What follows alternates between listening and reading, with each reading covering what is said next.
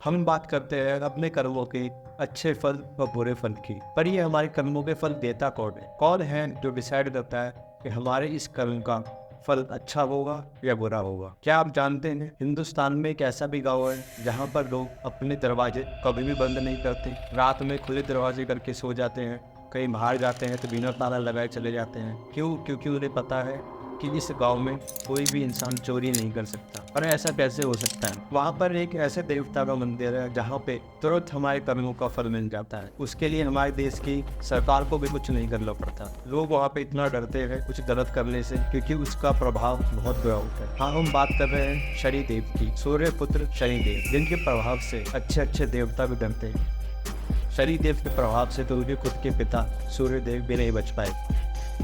ये बात है तब की जब शनिदेव का जन्म हुआ था। शनिदेव के जन्म के बाद सूर्यदेव ने देखा कि उनका बेटा बहुत काला है, बहुत क्रूर है और उसमें तो कोई दिव्य शक्ति भी नहीं है। तो इस बात को लेकर वो उनकी माँ छाया से झगड़ने लगे, उनको भला बुरा कहने लगे। यह सुनकर शनिदेव को बहुत बुरा लगा और उन्होंने अपनी वक्र दृष्टि से जब सूर्यदेव को देखा तो सूर्यदेव पर ग्रहण आ गए। सूर्यदेव को ग्रहण ने चारों तरफ से घेर लिया और उनका प्रकाश धीमा होने लगा। क्या यह सब होता देख सूर्य भगवान शिव के पास गए पता करने के लिए ये सब क्यों और कैसे हो रहा है। तो भगवान शिव ने उन्हें बताया, जो आपका पुत्र है शनिदेव, ये उसकी दिव्य शक्ति है। वो जब भी किसी को अपनी वक्र दृष्टि से देखेगा तो उसके जीवन में कष्ट आने लगेंगे, फिर चाहे वो कोई भी इंसान या देवता। कहा जा रहा है यह साल 2024 शनिदेव के प्रकोप से नहीं बचेगा, क्योंकि शनिदेव का प्रकोप हर राशि के अंदर होगा। हर राशि के व्यक्ति के ऊपर उनका प्रकोप इस बार होगा। तो हम कैसे अपने आप को इस साल बचा सकते हैं? हमें क्या ऐसा करना होगा जिस वजह से हमारा 2024 अच्छा जाए और शनिदेव का प्रकोप हमारे पर ना पड़े? जानने के लिए इस वीडियो को अंत तक देखें। शनिदेव के हमारे देश में बहुत सारे मंदिर हैं। बहुत ही कम मंदिरों में शनिदेव की आंखें खोलने वाली मूर्ति स्थापित है। कहा जाता है कि जिस मूर्ति में शनिदेव की आंखें खुली होती हैं, उनकी आंखों में देखकर कोई भी पूजा नहीं करता, क्योंकि उनकी आंखों में देखने से वक्र दृष्टि की नजर तुम्हारे ऊपर पड़ सकती है और तुम्हारी जिंदगी में शनि की दशा शुरू हो सकती है। भाई, शनि की दृष्टि इतनी खतरनाक क्यों है जिससे सब डरते हैं?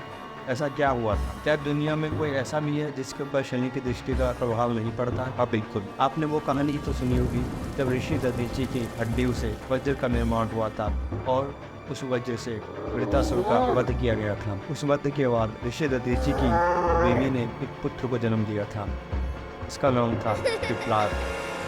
इसे शिव्यांश बोला जाता है कि शिव का पहला अंश, शिव का पहला रूप। उसके ऊपर भी शनि की वक्र दृष्टि पड़ी थी, जिस वजह से पिप्लाद के कोख में होने के बावजूद उन्हें अपने पिता को खोना पड़ा। पर जब पिप्लाद धीरे धीरे बड़ा होने लगा तो उसको एक बात हमेशा सताती थी कि उनके पिता इतनी कम उम्र में कैसे गुजर गए। ऐसा क्या हुआ कि उनके पिता को उन्हें छोड़ के जाना पड़ा? जब वो बड़े हुए, बहुत बड़े ऋषि बन गए, तो उन्होंने देवताओं से पूछा तो देवताओं ने उन्हें बताया कि शनि के प्रभाव की वजह से आपके पिता को इतनी जल्दी जाना पड़ा। यह बात सुनकर उन्हें बहुत क्रोध आया, तो उन्होंने शनि को श्राप दे दिया। शनि को नव ग्रहों की सूची से ही हटा दिया, जिस वजह से पूरे ब्रह्मांड में उत्थल हो गई। सारे ग्रह बेचैन होने लगे, अपनी दिशाएं भूलने लगे। तो सारे ग्रह और देवता मिलकर पिप्लाद के पास गए, उनसे क्षमा मांगी और उनसे विनती की कि उनको वापस हमारे ग्रहों में जोड़ दिया जाए। तो उन्होंने वापस तो उन्हें ग्रह में जोड़ दिया, पर उनसे एक शर्त रखवाई कि कभी भी 16 साल की उम्र के पहले शनि की कोई भी दृष्टि का प्रभाव बच्चों पर नहीं पड़ेगा। तो शनि ने उन्हें वचन दिया कि 16 साल की उम्र से पहले मेरी दृष्टि का प्रभाव कभी भी किसी पर नहीं पड़े। शनि की साढ़े साथी के बारे में तो आपने सुना ही होगा कि साढ़े साथी जब किसी पर लगती है तो उसके दिन बिल्कुल बदल जाते हैं, उसका जीवन कष्टों से भर जाता है। शनि देव अलग अलग समय पर अलग अलग राशियों पर अलग प्रभाव डालते हैं। शनि देव इन देवता होने के साथ एक ग्रह भी है, जिस वजह से उनका प्रभाव ज़्यादा पड़ता है। जब शनिदेव किसी के चलते ग्रह से ऊपर गुजरते हैं तो उसके जीवन में साढ़े साथी लग जाती है और उस समय उसको बहुत कष्टों का सामना करना पड़ता है। और उन कष्टों से कैसे बचा जाए? इस 2024 में शनिदेव के प्रभाव से कैसे बचाना? एक बार की बात है, जब रावण के पुत्र मेघनाथ का जन्म होने वाला था तो उसने सब ग्रहों को, नक्षत्रों को अपने वश में कर लिया और उनको ऐसे अलाइन किया कि जब उसके पुत्र का जन्म हो तो वो अमर हो जाए, वो कभी भी न मरे। जैसे ही जन्म का समय पास आया तो शनिदेव ने अपनी दिशा बदल दी और उस जगह से हट गए। जिस वजह से मेघनाथ तो अमर नहीं हो पाया, पर रावण ने क्रोध में आकर शनिदेव को बदली बना दिया। कुछ समय बाद जब हनुमान जी रावण की लंका में पहुंचे, उन्होंने शनिदेव को बंधा हुआ देखा और उनसे पूछा कि आप यहाँ क्या कर रहे हैं।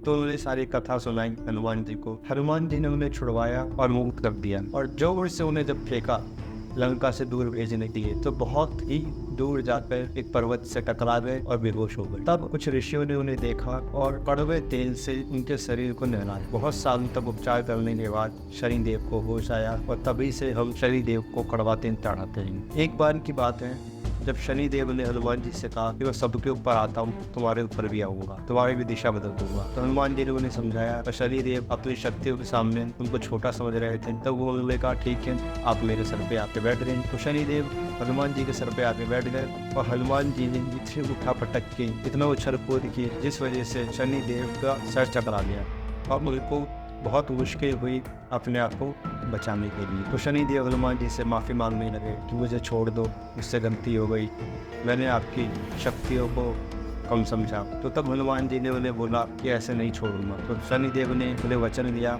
कि शनिवार के दिन जो आपकी पूजा करेगा उसके ऊपर मेरी दृष्टि कभी भी नहीं पड़ेगी। तो यही एक तरीका है इस 2024 में अपने आप को शनि के प्रभाव से बचाने का। अगर आप शनिवार को हनुमान जी की पूजा करते हैं, हनुमान चालीसा पढ़ते हैं, सुंदरकांड पढ़ते हैं, अच्छे कर्म करते हैं, तो आप इस 2024 को आसानी से निकाल दो। ये थी कुछ कहानियाँ शनिदेव के बारे में। आपको कौन से पसंद आई हमें कमेंट बॉक्स में जरूर बताइए। धन्यवाद।